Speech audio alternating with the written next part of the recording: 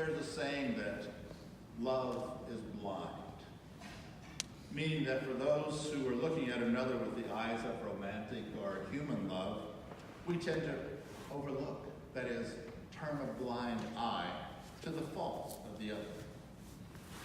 And because we have our physical sight, we may say that I'm not blind, and yet we are blind to so many things. Take even our physical sight. If we look straight ahead and measure how far we can see out from us, it's probably somewhere around 90 degrees, more or less. Well, that leaves 270 degrees around us that we can't see. But we don't say that we are blind to what lies in that area. We don't even know what we look like to others. We're blind to our own image. Try looking at yourself in a video. How you walk, what you look like from behind, from the side, from above. I remember the first time I had myself videoed for my golf swing. What an eye-opening revelation.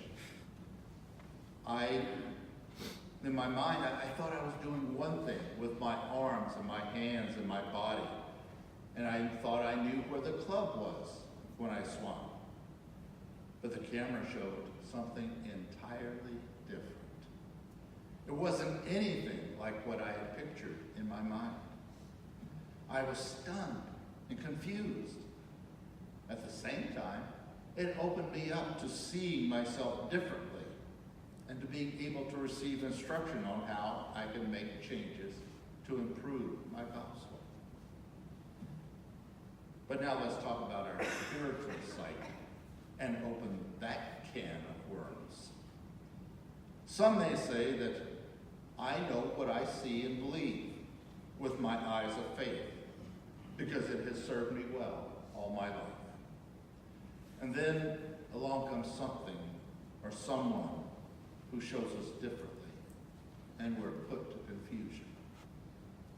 Jesus is constantly offering us insights into who he is and who others are. And we are challenged to see him and God and others in a different light.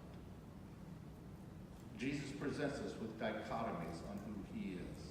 For instance, we think of Jesus as a person of peace, that he came to bring peace on this earth. And that's true. Also true is that he said, "Do you think I have come to bring peace on this earth? I will tell you, not peace, but the sword. From now on, a family will be divided 3 against 2 and 2 against 3. Can we see how he brings both peace and disunity, depending on the situation? Or do we turn a blind eye to that particular saying of Jesus? There are many other contradictions which we find throughout the Gospels, if we will but consider them. Open our eyes to see how they play out in our lives.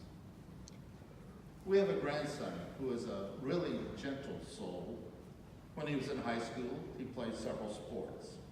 But he was not the prototypical athlete because of his gentle nature. He was a defensive lineman in football. And we typically see someone as a defensive lineman who would just want to tear the arms and heads off of the opposing lineman. But not him. I don't know how he survived. He entered the Air Force, spent 5 years as a military policeman. Again, a really tough guy image, having to deal with some violent, offensive individuals. Now, some young people will try different things that you and I might not try. And yet we are called to see them with loving and open eyes. He got tattoos while he was in the service. Not just 1 or 2, but all the way up and down his arms, what are called sleeves. It was hard to reconcile in my mind's eye this gentle soul with this tough guy image of all those tattoos. I had to change the way I saw others and consider that they are not their tattoos, just as there is more to me than what I look like to you. Our sight.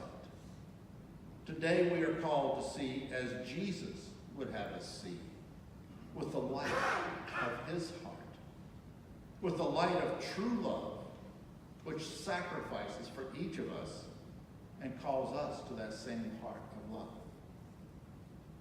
Can we say, Lord, I want to see?